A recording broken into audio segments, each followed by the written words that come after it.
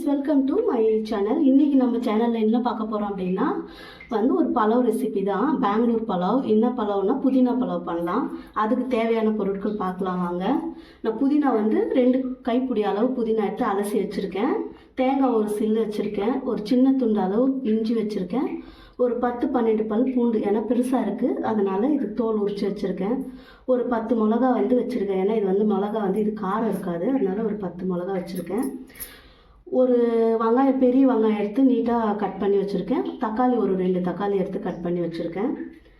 உருளைக்கிழங்கு, carrot, beans, பட்டாணி இது 3 வச்சுருக்கேன். இது நீங்கள் வேறு ஏதாவது காய் போடணுன்னா கூட போட்டுக்கலாம்.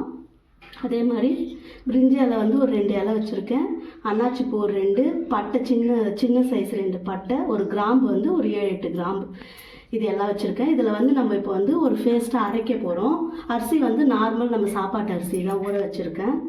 இப்போ புதினா, இஞ்சி, பூண்டு, அதுக்கப்புறம் பச்சை மிளகா, தேங்காய், அதுக்கப்புறம் இந்த மசாலா வகைகள் இது எல்லாமே நம்ம இப்போ அரைச்சிக்கணும். இதை அரைச்சிட்டு அதுக்கப்புறம் நம்ம எப்படி செய்கிறதுன்னு பார்க்கலாம் வாங்க. ரொம்ப சிம்பிள் தான், பட் டேஸ்ட்டு சூப்பராக இருக்கும். நீங்களும் ஒரு முறை ட்ரை பண்ணி பாருங்கள். இந்த அளவுக்கு நம்ம நைஸாக அரைச்சி எடுத்துக்கணும். இப்போ வாங்க நம்ம எப்படி செய்கிறதுன்னு பார்க்கலாம்.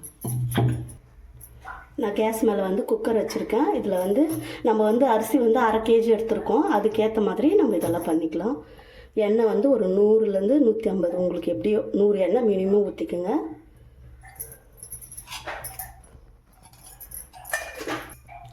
எண்ணெய் கொஞ்சம் காயட்டும், சூடாகட்டும். அதுக்கப்புறம் நம்ம ஒரு ஐட்டமாக போட்டுக்கலாம்.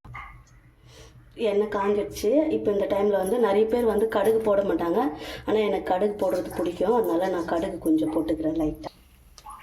கடுகு நல்லா பொரியுது. இந்த டைமில் பிரிஞ்சி இலை 2, ஒரு 3 ஏலக்காய் நான் அதில் போட்டு அரைக்க மறந்துட்டேன், அதனால் அது போட்டு இது பொரிஞ்சிச்சு. இப்போ நம்ம வெங்காயம் போட்டுக்கலாம்.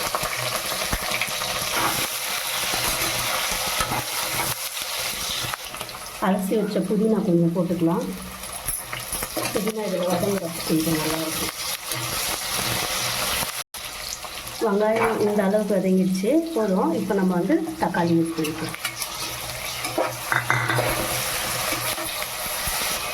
இந்த டிஷ்ஷுக்கு தேவையான உப்பு நம்ம இப்போ போட்டுடலாம். ஏன்னா வெங்காயம் தக்காளி கூட போடும்போது நமக்கு கொஞ்சம் சீக்கிரமாக குழையும்.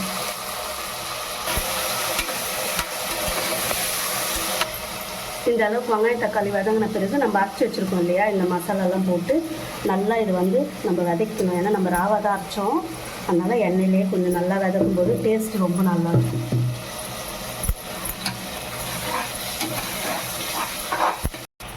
இது எல்லாமே நல்லா ஹை ஃப்ளேம்லேயே வச்சு வதக்கிக்குங்க. இது அடி பிடிக்காது.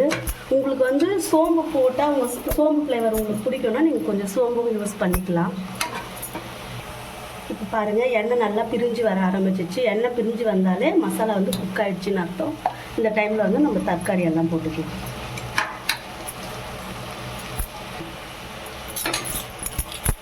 போட்டு நல்லா ஒரு கிண்டி விட்டுக்கலாம்.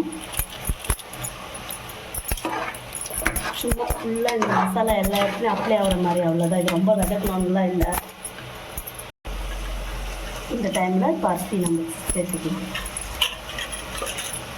இது நார்மல் பொண்ணு சாப்பாட்டு அரிசி, புதிய அரிசி தான்.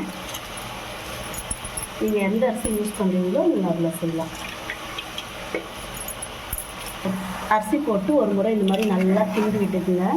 ஃபுல்லாக அரிசியில் மசாலாலாம் ஸ்ப்ரெட் ஆகிற மாதிரி நல்லா கிண்டிட்டு அவ்வளோதாங்க. இப்போ நம்ம 1க்கு 2 தண்ணி வைப்போம்.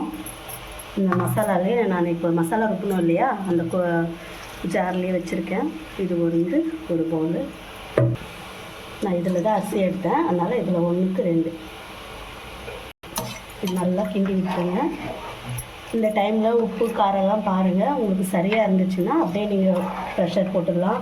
அப்படி ஓகே ஃப்ரெண்ட்ஸ், 2 விசில் ஒரு 10 நிமிஷம் நம்ம அப்படியே விட்டோம். இப்போ இதெல்லாம் போயிடுச்சு, ப்ரெஷர்லாம் போயிடுச்சு. ஓகேங்க, பாருங்கள் தண்ணி எல்லாம் அப்படியே கரெக்டாக இருக்குது. சும்மா சைடில் அப்படியே கொடுத்து கிளறி விட்டுடலாம். ஓகே ஃப்ரெண்ட்ஸ், நல்லா வந்துருக்கு பாருங்கள். எல்லாமே கரெக்டாக இருக்குது. இந்த மாதிரி தான் இருக்கணும். நான் சொன்ன அளவுகளோடு போட்டிங்கன்னா இதே மாதிரி இருக்கும். சரி, ஓகே, நம்ம பிளேட்டிங் பண்ணிட்டு பார்க்கலாம் வாங்க. ஓகே ஃப்ரெண்ட்ஸ், பாருங்கள் சூப்பராக வந்திருக்கு பலாவு. இதே அளவுகளோட நீங்களும் செஞ்சு பாருங்கள். அட்டகாசமான ஒரு பலாவு இது. சாப்பிட்டு பாருங்கள், ரொம்பவே சூப்பராக இருக்கும். ஓகே, இன்றைக்கி ரெசிபி வந்து நம்ம பலாவு பார்த்தோம். இன்னொரு நாளைக்கு இன்னொரு ரெசிபி பார்க்கலாம். ஓகே, பாய்.